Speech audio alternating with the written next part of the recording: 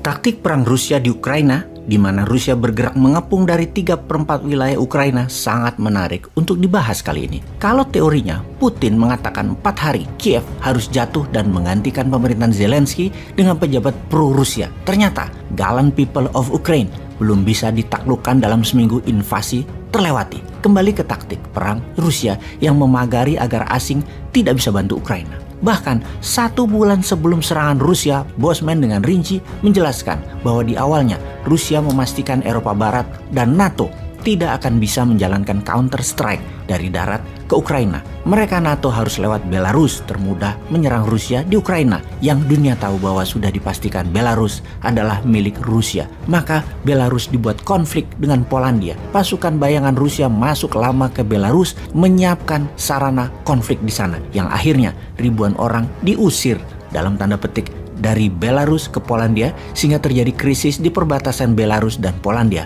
Alert militer di sana.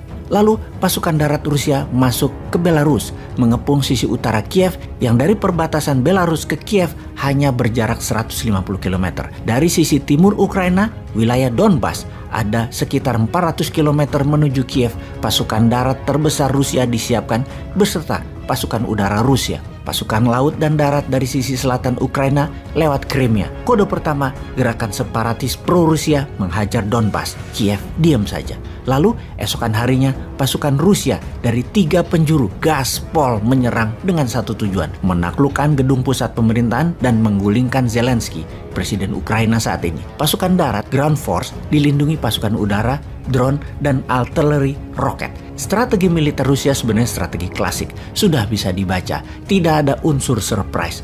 Melancarkan serangan kota satu arah, Kiev mengepung pusat pemerintahan. Sama persis ketika Rusia menyerang Wolfpack markas Hitler di tahun 45. Sama persis ketika Amerika menggulingkan Saddam Hussein. Sama persis seperti Amerika serang Libya, menjatuhkan Gaddafi. Persis sama, hanya sekarang peralatannya makin modern Rusia punya. Kita mereview sejarah perang sebentar.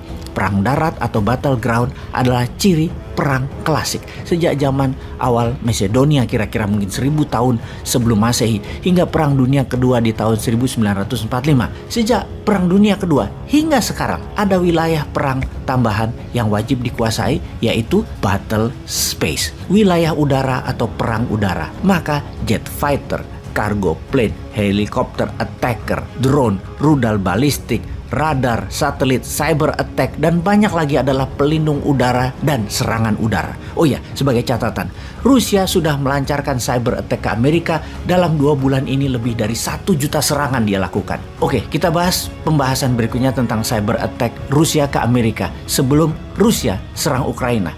Kemudian ada yang namanya perang gurun, perang hutan, perang kota, perang laut atau naval war, dan lain sebagainya. Desert Storm di Januari 1991 adalah perang gurun. Mel di Libya di tahun 40-an adalah perang gurun. Perang Iran-Irak adalah perang gurun. Perang penggulingan Saddam juga perang gurun. Dan urban war. Urban war baru dikenal dan semakin dipelajari di dunia militer dalam 40 tahun terakhir, terutama setelah Cold War usai. Perang dingin ini sesungguhnya adalah spy war. Benar deh sahabat, entah bagaimana kita ini terbiasa kalau Amerika serang Libya, Amerika serang Irak, Amerika serang Vietnam Utara, maka dunia seakan diam dan harus setuju.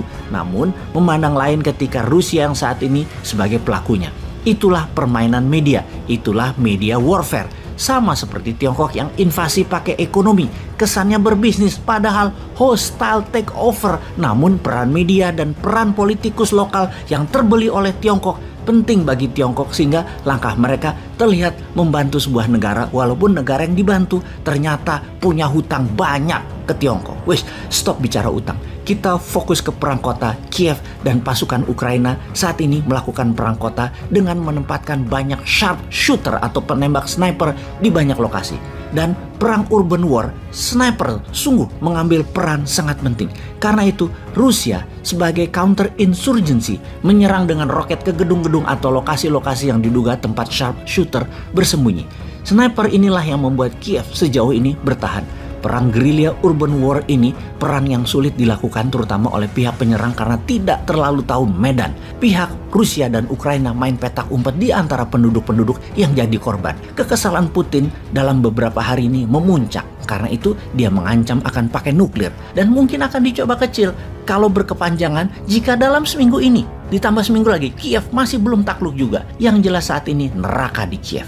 Neraka di Ukraina, 44 juta penduduknya semua dalam state of emergency. Dunia tidak bisa menolong mereka. Kelaparan, penyakit, bau mayat, serta peluru plus roket berdesingan di sana-sini.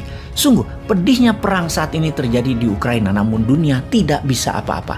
Untung Omicron tidak jalan di masa perang, sehingga tidak perlu vaksin, sertifikat, dan PCR di sana.